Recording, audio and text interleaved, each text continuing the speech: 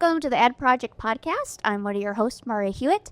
And for this episode, I am joined once again by Tony Miller, Director of Programmatic Strategy here at Ad Advance. Tony, welcome. Thanks for having me back. I know. It was a few months ago. A few months ago, yeah. First one this year. I know. Don't judge for this being our first podcast of the year, and it's nearly February.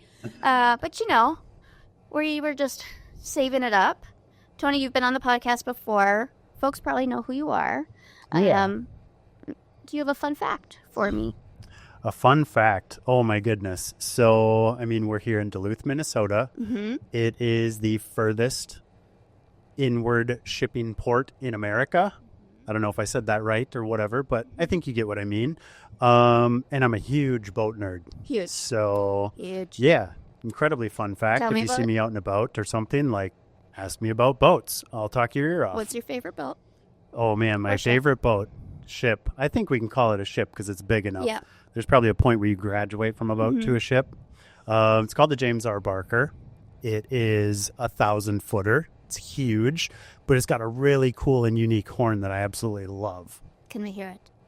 No, not from me, but you can go to YouTube, Duluth, James R. Barker. You're going to find an awesome sounding ship horn. Yep. I'm not going to try to embarrass myself and impersonate a boat here. I was thinking about it. Good try. But it's two-toned, which makes it cool. And so you can be anywhere around Duluth and you'll hear the two-tone ship horn and you'll be like, the Barker's here. That's the one. Or leaving, I guess. Totally.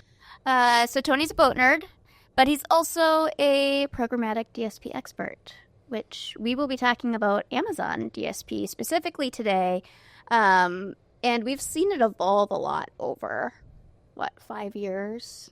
Yeah, over 5 years, and it's it seems to be accelerating. Yes. So it's not like a linear graph. It's exponentially bam, shot up over the last year even. Pretty crazily. And what we're talking about today is last year, from June through the rest of the year, Amazon ads just rolled out partnership after partnership. These major names where Amazon DSP was partnering with Roku, Disney, Netflix. When you think of connected TV or streaming, all the big names. Right. And at first we didn't know exactly what they all meant, how they were different. Definitely have more clarity now. And I think we'll talk about specifically all those different partnerships and what it means, how they might be a little different, what it means for advertisers. But I think something that really stands out to me is how Amazon is now shifting to highlighting what they can offer on the open internet. Whereas I'd say 2 years ago when we were talking about Amazon DSP, we often talked about the exclusive supply of their owned and operated. Totally. So Amazon.com, Prime Fire TV, Prime Video, things like that. And that is all still available and great, but now they've opened the floodgates to the extreme. Yeah, totally. And it's honestly crazy to think that it's been 2 years already since Prime Video's introduced ads. But yeah, you're totally right. It was all about, hey, this is exclusive new supply that you can only get and activate through Amazon's DSP. But now it's hey, there's so much other streaming TV opportunity out there. Amazon's just throwing integrations out there last year, like you've said, and it halfway to a degree felt like the Oprah of partnerships of you get an integration, you get an integration. It was pretty cool. And I think, to be fair too, you summed it up pretty well in a nice LinkedIn post of hey, here's all these new awesome connections that Amazon's made. We're going to learn a lot more about them as they continue to evolve. But yeah, that's what we're chatting about. Yeah. Yeah, it's all exciting. I love that Oprah reference. The integrations last year was boom, boom, boom. And I feel now starting in 2026, we're getting more clarity and actually seeing it more in action. Totally. Now and seeing it executed in strategy. So we'll talk a little bit how this levels Amazon and where it puts them in the industry. But to hit all these different streaming services, how traditionally would advertisers have to reach those audiences? It'd be pretty fragmented, right? Yeah, totally. I think I couldn't think of a better word than fragmentation. You're either brokering individual deals with these inventory sources, or going through multiple different platforms that have integrations with these inventory sources. The main idea is like you've got multiple places where you should access all of this. The big drawback though is, hey, how do I know that, I'm not just serving ads in front of the same shopper multiple times over? These different services, different platforms aren't speaking to one another in a way that like, hey, Google's sharing data with Amazon, who's sharing data with Meta. Absolutely not. So now you're potentially serving ads to the same people over and over again, maybe leading to a bit of ad fatigue, but also hindering your reach. And that sounds like a lot as an advertiser or a brand to have to like manage like that. Totally. So when you think about Amazon creating all these partnerships, it's not just about offering more inventory or supply. It's also like efficiency, like the ease of hopefully one DSP that can reach it all, and measurement, and just better understanding. So we'll dive into more of this, but so Roku, I think, was the first big announcement last year. And this one's pretty big because Roku and Fire TV, I mean, they're probably the two top smart TVs in the market. Yeah, totally. I think the number's around 80% of connected TVs are now accessible through Amazon's DSP, through the Fire TVs, which, Amazon's had that already, but now the Roku partnership, it's really just unlocked so much more reach through the Amazon's DSP. Yeah, so how does that work? I hear the word like authenticated, and like deduplication. Yeah, totally. There's a lot of $10 words that are thrown around out there, and I don't do well with big, complex words, if I'm being honest. I say them correctly. Yeah, totally. Or even remembering like what each one is. But I mean, to me, it's simplified by just saying signed in, logged in. I'm logged into my profile here, so now I know who's actually watching this show, or at least the household, right? Assuming folks who are married or living together might share an account. But that's just it. Hey, if I understand who's logged in here, now I know on one side that I'm serving ads to the right person. I've got an audience in mind. This is who I'm trying to reach with my ads, whether that's display, audio, video, whatever. Am I actually reaching that right person or not? So having somebody logged in, signed in, authenticated, if you will, gives me the confidence that I'm serving ads to the right person. I'm not guessing. It's deterministic, another $5 word for you, versus probability, determining who your ads are going to be shown to. But that's just showing the ads. On the other side of that coin is the measurement side. Hey, this person was shown an impression for XYZ brand. They eventually then went on to Amazon. They made a purchase of that. I can accurately track and say, hey, that impression led to, this action further down the road. I'm measuring the whole entire journey here, I guess is really what I'm getting at. Yeah. So the Roku partnership was more about like the being able to authenticate, correct, and reach the different connected TV audiences. It's not necessarily opening up supply or inventory. I wouldn't say like net new necessarily. Yeah. No, it's exactly that. Like that supply, that inventory has been hanging out there. Yeah. It's just more so now me as an advertiser, I can confidently bid on that inventory and ensure that, hey, my bid request is going to the appropriate audience. I'm serving ads to the right shopper here. Yeah. So that was Roku. Disney came next. And Disney's kind of a unique one because it's Disney. What's Drax? Disney. It's their ad. Disney Real-Time Ad Exchange, I believe. Good, nice job. Okay. We love acronyms. And so it's not so much net new inventory, correct? It's more like contextual targeting. You can do a degree of contextual, yeah. I think there's a thing called Disney's They call it magic words, I want to say. Yeah. Yeah. But yeah, that's similar to like what you would see with contextual targeting, right? For those of you not sure about contextual targeting, I always like to default of an example of like, let's assume I'm a large tractor manufacturer, a John Deere or a Case, for example.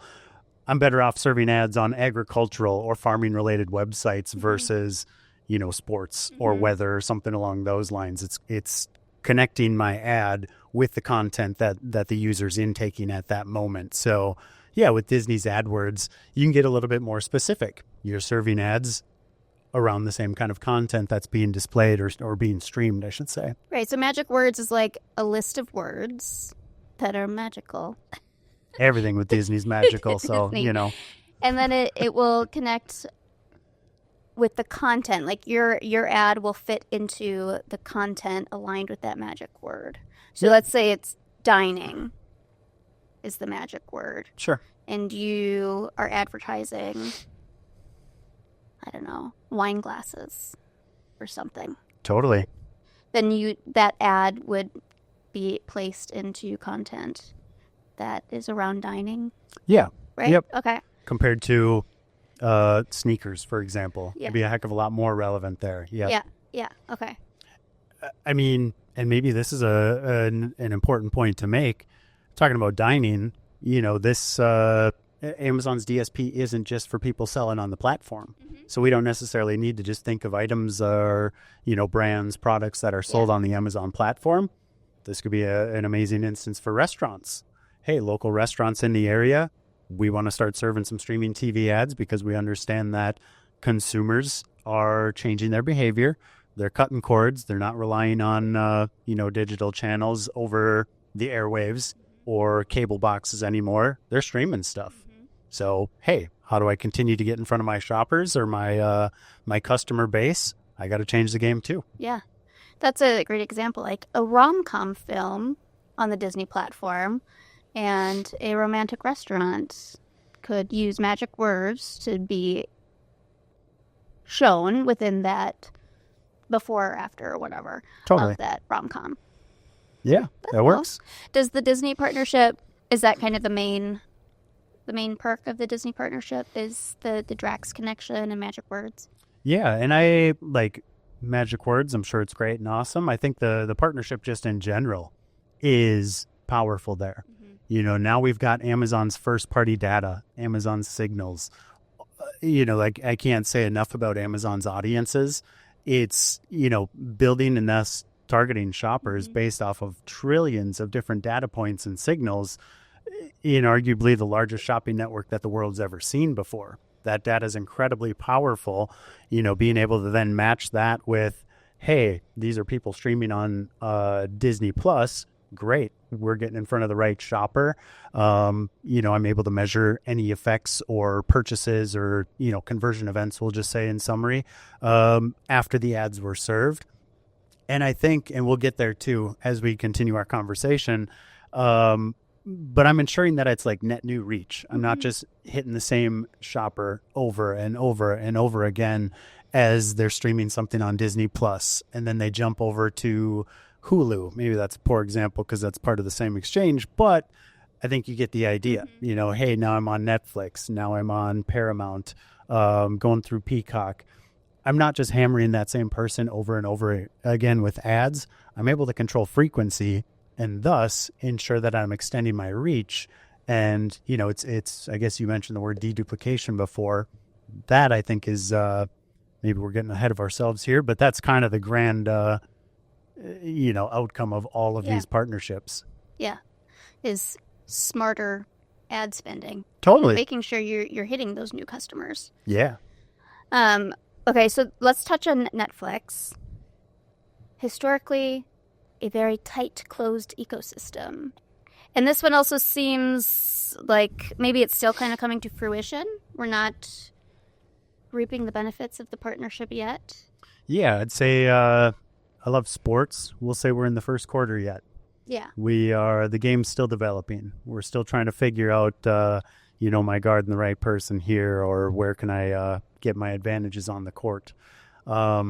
And I guess really it's, all of these integrations, all of these partnerships, they aren't all like immediately accessible in terms of, hey, I'm targeting the right audience and thus can measure the outcomes of conversions after the fact. Netflix, I think, is the most obvious example in this case. But, at current state, at the time of this recording anyways, we can't currently pass audiences through to targeting and say, hey, I want to target a shopper that's, in market for coffee mugs, so on and so forth. We just can't do that. On the flip side, we also can't measure. Netflix is still good inventory. If you've got reach or reach goals for your campaigns, hey, we can still get in front of shoppers. We can still get in front of good users. It's just more so I can't get as targeted with audiences at current state. Also can't really measure conversions at current state. Still a time and a place for it at the same time. I'm anticipating as we get further along into Q1 here or even early Q2, I'm hopeful we'll have some cool updates on the Netflix front. Awesome. We will stay tuned. We're mostly focusing on video here, but there were also some very notable audio partnerships. So Spotify, SiriusXM, iHeartRadio. Is there another one? I think those are the big three. Yeah. But those are kind of, when you think of listening to radio or whatever it may be, music, those are three very large companies. Totally. And so those partnerships also came out last year. Obviously, that hits the audio sector. Same thing, it's addressable, it's measurable, programmatic, and also a great upper funnel play for the ears, not the eyes.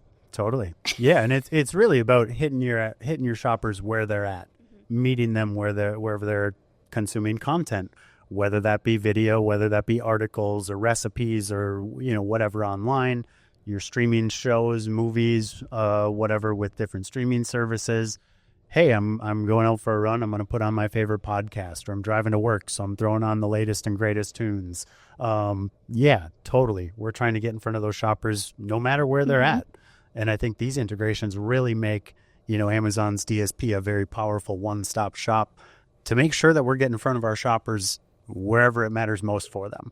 And all these integrations, these SiriusXM, Spotify, iHeartMedia, Roku, Disney, Netflix, all names we know, they all work a little differently in terms of partnerships, but they've all been very strategic in ultimately creating Amazon DSP as a one-stop shop for media buyers. And you kind of alluded to this earlier, but like one of the huge perks is the reach aspect and knowing who you're reaching and hitting the right customer at the right time in the right place. And that Amazon DSP has positioned themselves as being the one DSP that can really do that now. Totally. And we haven't even started talking about Amazon Marketing Cloud, and that's a whole nother a whole nother podcast or two or three, honestly, with everything that can be done there. But I mean, the quick of it is with Amazon Marketing Cloud, now you're able to measure all of these places in one spot. And, to me, it's, hey, when I'm serving ads on this platform or through this streaming service or this, podcast, whatever, is this additive to my marketing mix or is this detracting? What happens when, commercials on Disney Plus are a part of the path to purchase? Does that improve conversion rates? Does that detract from conversion rates? We can measure all of this. And thus, that's going to help continue to inform us how we should place our ad dollars moving forward. Yeah. So what do you think media buyers in 2026 need to know about Amazon DSP? I think in general, wherever you're trying to reach somebody, Amazon's DSP can do that. And it's going to be measurable. I think the greatest thing that Amazon's DSP has going for it, besides the audiences, I guess, there's a lot of great things now that I think about it. Hard to just pick one. But honestly, just frequency control. If now I've got this one-stop shop where I can make all sorts of different buys, different streaming platforms, whether that's audio or video, now I can understand that, hey, I'm only serving this many impressions to a given user or a given household. And that's allowing me to confidently extend my reach, get in front of a broader audience with perhaps the same budget that I previously had dished out to multiple, sources. I couldn't quite measure the frequency or audience penetration there, where now I've all got that at my fingertips. I mean, it seems kind of like a no-brainer in terms of making hopefully your job easier as a media buyer, Totally. where you don't have to have those fragmented buys. You have one stop, one spot that you do your buys, hit different audiences, different inventory, measure it all in one place. I mean, that seems ideal. Totally. Totally. Like in 2026, where do you think Amazon DSP sits among the other DSPs? I may be a little biased, but I'd say a head above the rest. Over the last couple of years, I've seen different studies, rankings, I don't know what you want to call them, that are placing the different DSPs in order of, hey, which one's more powerful, which one's got the greatest reach, so on and so forth. Amazon's DSP has continuously been climbing the ranks. And, from the first party data, Amazon Marketing Cloud as a measurement tool, and now all these great integrations over the last year, and who knows, maybe more to come. I can't see a reason why not Amazon's DSP, or why other DSPs might be better. Yeah, I feel like the last 6 months when these partnerships were rolled out, I feel like it's given ADSP a ton of momentum, where it's like, oh, like this isn't just an Amazon thing. This is much greater than being shown on Amazon's owned and operated. This is, being able to hit across streaming devices. We didn't even touch on, we talked about these formal partnerships, but we could probably have a whole episode about live sports. Oh my goodness, yes. Yes. Because, I mean, that is just a growing audience that I feel like so many advertisers are really desperate for. Oh, totally. And that's another movement going from linear to more streaming related. Amazon's got Thursday Night Football. They've got NBA integrations, where the only place you can watch these particular games is through Prime Video. They've got NASCAR integrations. There's a whole bunch of different integrations into live sports. I mean, UFC just launched on Paramount Plus in the new year as well. That's another place that, hey, no longer are you going and buying pay-per-view. You're going to the streaming service for it. High demand, live sports. Yeah. And, my prediction is upfronts happens in May. And I think this will be Amazon Ads' third upfront, which we've kind of seen this evolution of them like really lifting up their ad department and Amazon DSP and their content and their live sports through this upfronts, because we're seeing they're investing in content. They're, trying to get more and more brands. And I do predict we'll see a lot of sports at this upfronts, because that's kind of been, it just keeps going, keeps rolling. So totally. Yeah. I mean, goodness, it's a couple weeks, not even. We got the Olympics rolling around, Winter Olympics. So let's go.